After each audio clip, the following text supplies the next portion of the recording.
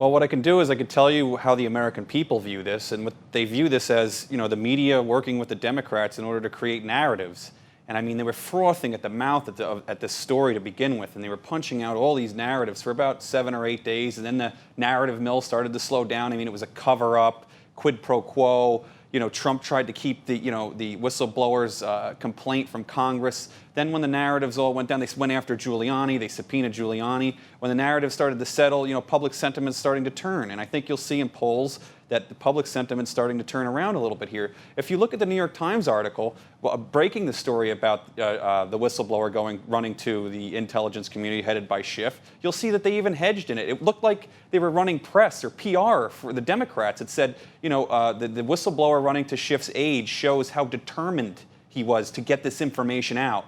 And then they speculated on how Trump would use it to discredit, I'm paraphrasing, of course, to discredit the whistleblower. So look, that is like obviously the media looking. They should be asking questions. Who was the aide that they met with? Did this aide tell Adam Schiff? Instead, they're running cover for the Democrats, and that's a perfect example of what the American people see of what's going on here. And this looks like it's just the Russia investigation 2.0. Today, Schiff sent out subpoenas for the Department of Defense, the Office of Management and Budget. It looks like they're just like the tax return thing. They're just fishing, looking for anything.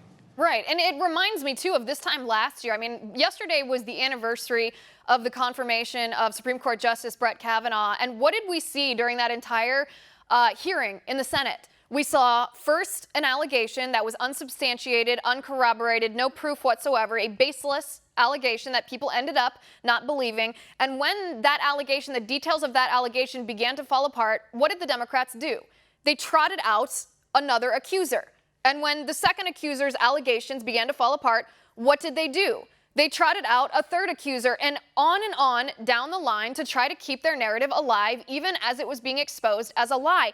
This is a strategy that we have seen from the left, and they're just deploying it again in an effort to try to take down President Trump. I don't know why people keep falling for it.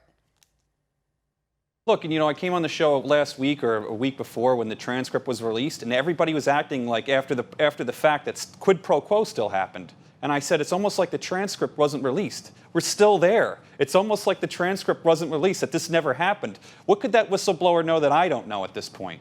There's another narrative that that isn't an actual transcript. That was a narrative that they had going. Then there's another narrative. I got into it on Twitter with Jake Tapper. He was telling me, that this wasn't just about the phone call. There's other things. What other things? Why wasn't that in the whistleblower complaint? So there's a lot of this narrative mill is, they're trying to churn stuff out. This has to happen very quickly for, this to work for the Democrats. And the media has been, towing right along with it and helping out as best they can. And it's very evident. And the American people are not stupid. They see what's going on. We just went through the Russia investigation, which turned out to be largely a farce. Moreover, you had a president who was in office, Barack Obama, who was investigating, based on zero evidence, his political opponent.